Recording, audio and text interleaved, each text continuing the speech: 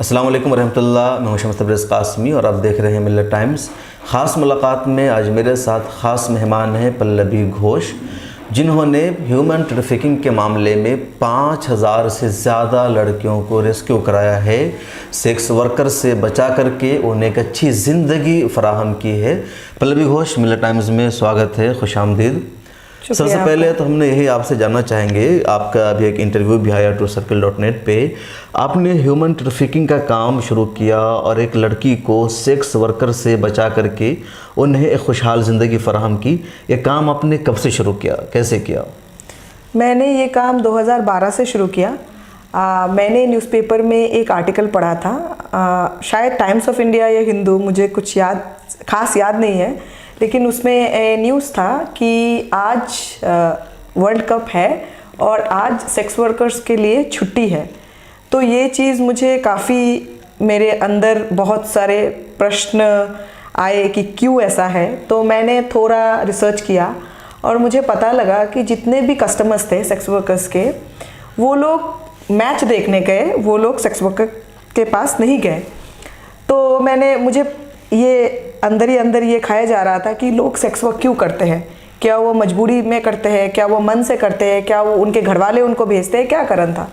जब मैंने और थोड़ा डिग किया तो मुझे पता लगा कि सेक्स वर्क में लोग जनरली मानव तस्करी से आते हैं, जिसको हम ह्यूमन ट्रैफिकिंग कहते हैं।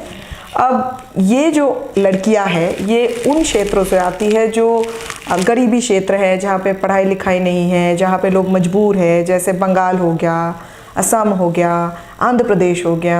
इन सब जगहों से लड़कियां आती हैं और इनको बहला फुसला के लाया जाता है। तो ये एक ऑर्गेनाइज्ड रैकेट की तरह चलता है। अच्छा, सबसे पहले ये जानना चाहेंगे कि आपने तालीम हासिल किया, क्या बैकग्राउंड क्या है आपका? मतलब एक्टिविस्ट आप बनी तो शुरू से हैं या कुछ दूसरी मसरूफियत थी आपकी, कोई जॉब जिसे छोड़कर आपने काम शुरू किया? नहीं, मैंने पहले तो इंग्लिश लिटरेचर में पढ़ाई की थी ग्रेजुएशन में। मास्टर्स डिग्री में मैंने जेंडर स्टडीज़ की है, जो कि है लैंगिक विशेष, उस पर मैंने पढ़ाई की थी। मैं अपने करियर के बिगिनिंग में मैं LGBTQI पे काम कर रही थी। फिर उसके बाद मैंने ये, जैसे आपको बताया, ये आर्टिकल पढ़ा तो मुझे लगा कि मुझे मानव तस्करी पे काम करना है। उसके बाद मैं एक ऑर्गेनाइजेशन के साथ जुड़ी, फिर मैं रेस्क्यू करने लगी।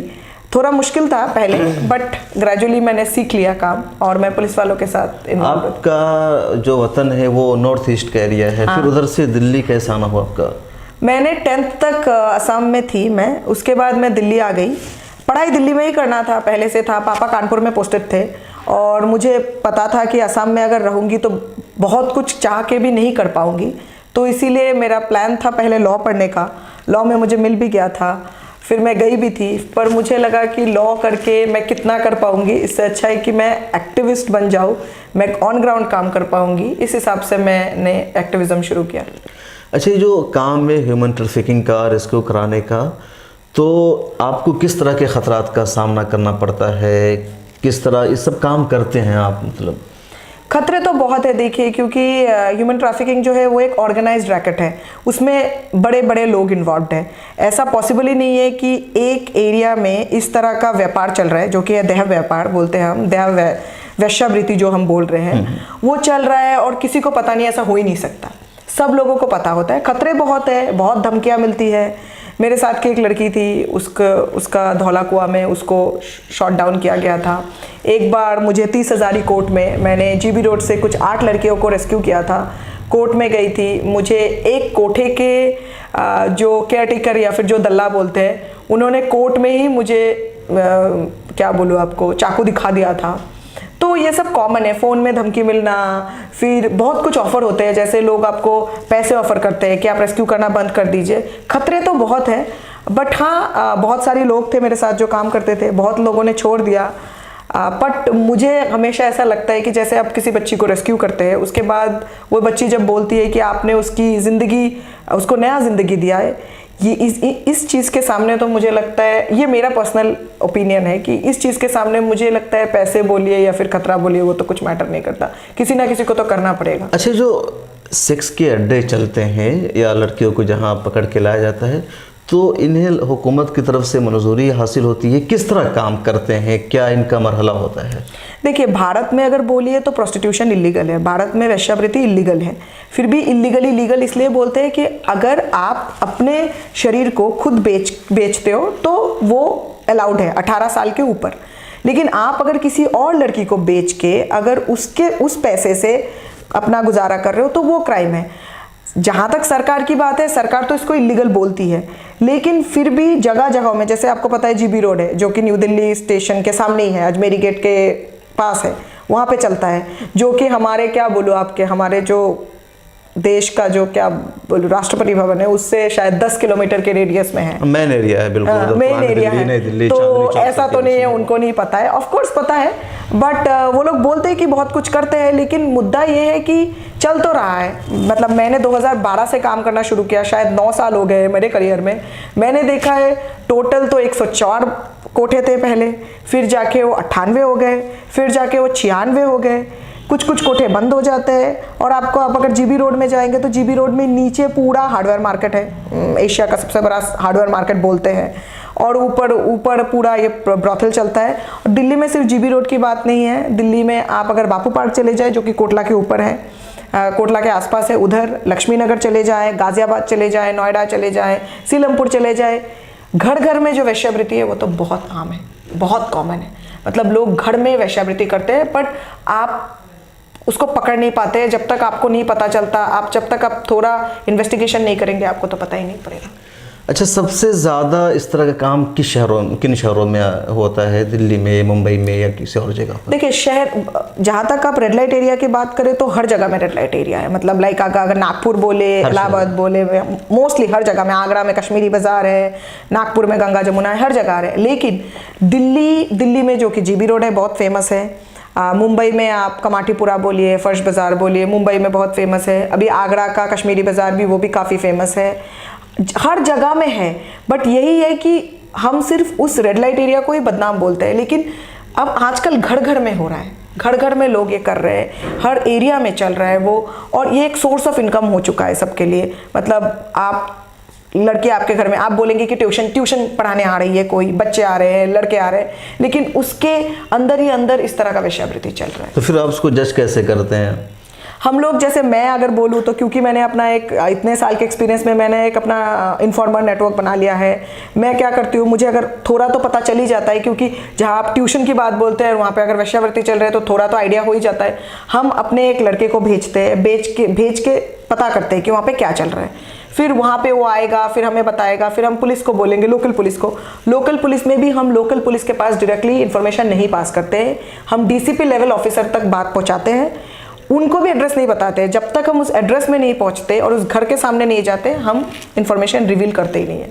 क्योंकि सही बताए तो मतलब मैं अपने पर्सनल ओपिनियन बोलूँगी, मैं किसी पे विश्वास नहीं करती। ये जो कारोबार है जिस्म फरोशी का, उर्दू में इसको बोलते हैं, या सेक्स वर्कर का, ये कैसे लड़कियां तैयार हो जाती है? क्या ज़बरदस्ती उन्हें उनके घर वालों से छीन लिया जाता है, या खुद लड़कियां राज़ी होती है खुद से जिस्म फरोशी पर? क्या होता है? देखिए, पहले मैं जितनी भी लड़कियों को मैंने रेस्क्यू किया है, हर किसी ने मुझे बोला है कि किसी को भी सेक्स वर्क करने का कभी मन नहीं होता है।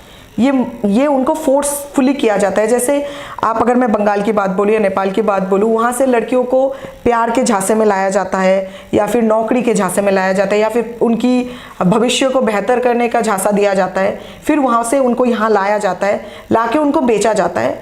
मोस्टली उनको इतना मार पिटाई किया जाता है कि वो इसके लिए राज़ी हो। अगर वो राज़ी नहीं होती तो उनको धमकी दिया जाता है कि तुम्हारे माँ बाप को मार देंगे, तुम्हारे भाई बहनों को मार देंगे। तो 95% केस में तो ये फोर्स होता है। बट 2-3 साल जाने के बाद इंसान इसको काइंड ऑफ बोलते हैं ना, जैसे एक होता है ना आपका रोज़ाना ज़िंदगी की तरह इसको एक्सेप्ट कर लेता है। अच्छा, सबसे ज़्यादा कौन सा स्टेट है जहाँ की लड़कियाँ इन कामों में पाई जाती है, जहाँ की लड़कियों को ज़्यादा गिरफ्तार किया गया है? मैंने तो सबसे ज़्यादा अपने एक्सपीरियंस में बंगाल बोलूँगी। बंगाल एकदम टॉप रैंक पे है। नेपाल ऑफ कोर्स हमारे कंट्री का पार्ट नहीं है, इसलिए नहीं बोल सकती। बंगाल और आंध्र प्रदेश बहुत ज़्यादा है। सबसे ज़्यादा बंगाली लड़कियों को लाया जाता है, और मैक्सिमम बंगाली लड़कियां आपकी 9, 10, 11, 12, 13, 14, 15 तक की होती है। तो बहुत कम एज है, 14-15, बहुत कम। और इसमें भी जो एरियाज़ है, जैसे हो गया नॉर्थ 24 परगना, साउथ 24 परगना, दिनाजपुर, मालदा, ये सब कैनिंग, ये एरिया है जिसमें सबसे ज़्यादा गरीबी है। लोगों को खाने के लिए कुछ है नहीं, पहनने के लिए कपड़े नहीं है, जहाँ वहाँ पे बहुत सारे नेचुरल डिजास्टर्स भी है। इन सब कारणों से वहाँ अच्छा पल्लवी, अगर ये बात करें, एक तो एक इलाका है, अगर मज़हब के एतबार से देखें, किस धर्म के लोग ज़्यादा इसमें, किस धर्म की लड़कियाँ ज़्यादा होती हैं इन सब कामों में, इसका कुछ है अंदाज़ा आपको? देखिए, अगर आंध्रा की बात बोले तो मोस्टली आंध्रा की लड़कियां जो है वो हिंदू है, हिंदू लड़कियां हैं। बट पश्चिम बंगाल में मैक्सिमम जो बांग्लादेशी मुस्लिम्स लड़कियां हैं, जो बहुत छोटी औरतें, छोटी लड़कियां हैं, उनको टारगेट किया जाता है। बांग्लादेशी मुस्लिम्स जो अभी मतलब माइग्रेट होके आई है, उनका सबसे ज़्यादा मुझे मिला है। हाँ, हिंदू लड़कियां भी कुछ है, नेपाल में तो सारी हिंदू लड़कियां ही है मोस्टली, मतलब बंगाल या बांग्लादेश की जो मुस्लिम लड़कियाँ। अच्छा, अब तक आपने कितनी बच्चियों को वहाँ से रेस्क्यू कराया है? जीबी रोड से तो बहुत सारी, मतलब मेरे को याद नहीं है, शायद मैं इतने सालों में पता नहीं कितने केसेस में मैं ही मेन कंप्लेनेंट रही हूँ, एफआईआर मैं ही लॉन्च करती हूँ। जीबी रोड से तो मतलब क्या बोलूँ, 700-800 तो होंगी, बाकी टोटल मिला के तो काफ़ी है, बट जीबी रोड से इतना ही होगा, मतलब कुल मिला करके जैसे रिपोर्ट में 5000 का आया हुआ है। अच्छा, ये जो आप रेस्क्यू कराते हैं ना, तो कैसे करते हैं? जाके उसके जो मालिक होता है उससे जाके मिलते हैं, आप पुलिस लेकर आप जाते हैं, फिर थाना पहुंचते, क्या पूरा प्रोसेस होता है? हमारा पूरा प्रोसेस है ये, हमें इंफॉर्मेशन मिलता है लोकल पुलिस से, या फिर लोकल क्या बोलते हैं चाइल्ड लाइन से, या फिर फैमिली से। हम क्या करते हैं, हम अपने इन्फॉर्मर भेजते हैं कोठों में लड़की का फोटो लेके इन्फॉर्मर भेजते हैं और रेकी करते हैं कि वही लड़की है क्या।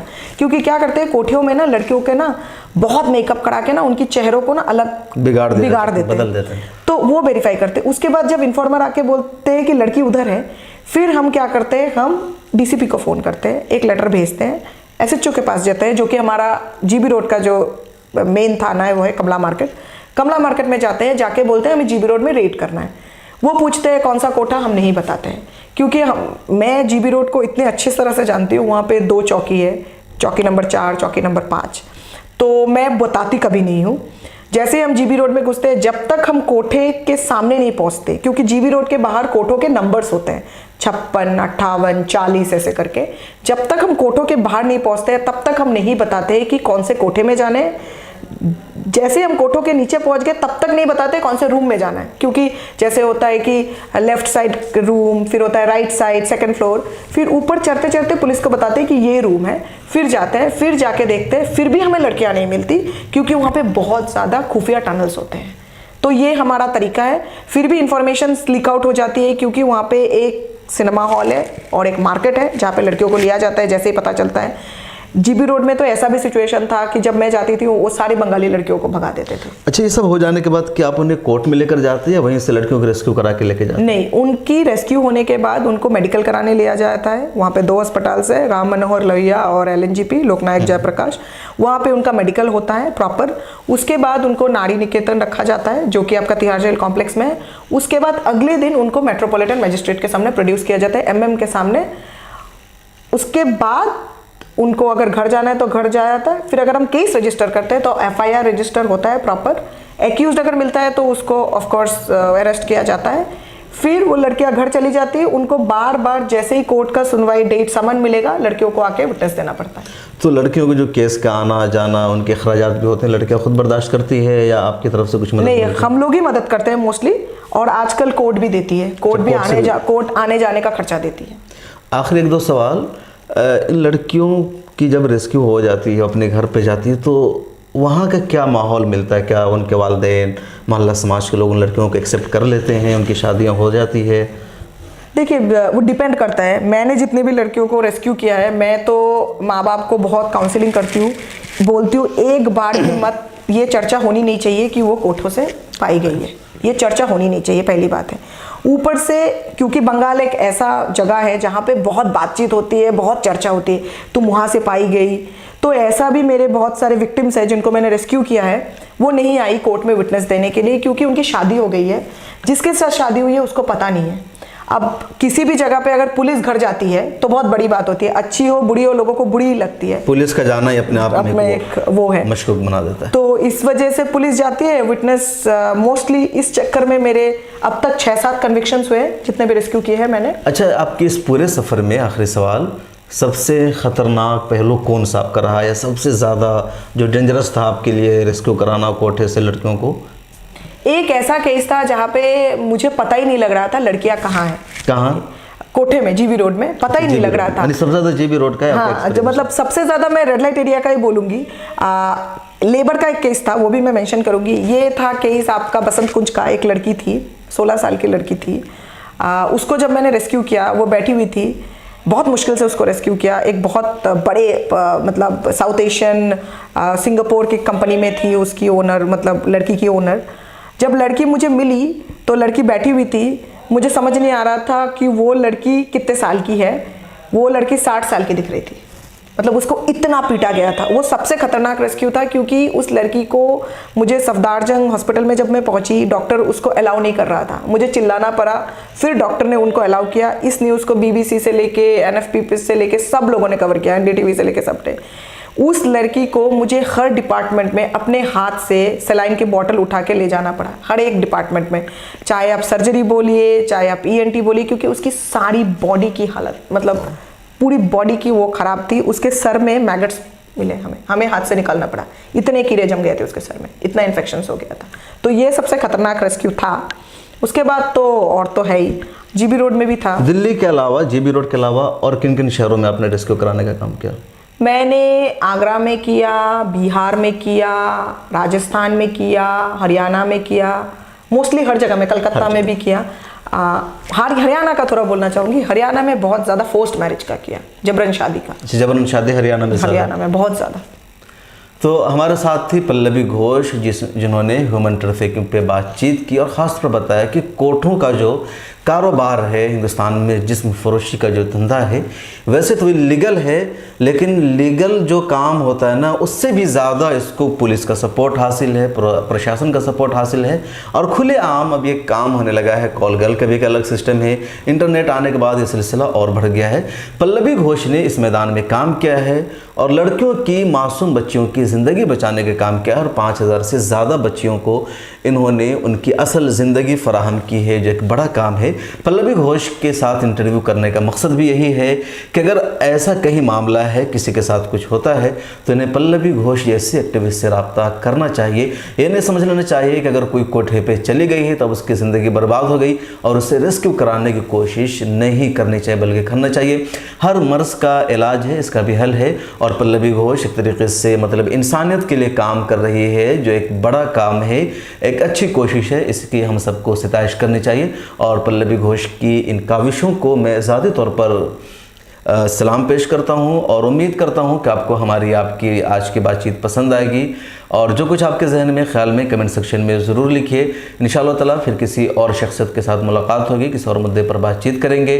ताज़ा तरीन ख़बरों के लिए आप विज़िट करें हमारी वेबसाइट www.millertimes.com। अगर आप हमें फेसबुक पर देख रहे हैं तो लाइक करें, और यूट्यूब पर देख रहे हैं तो चैनल को सब्सक्राइब करें।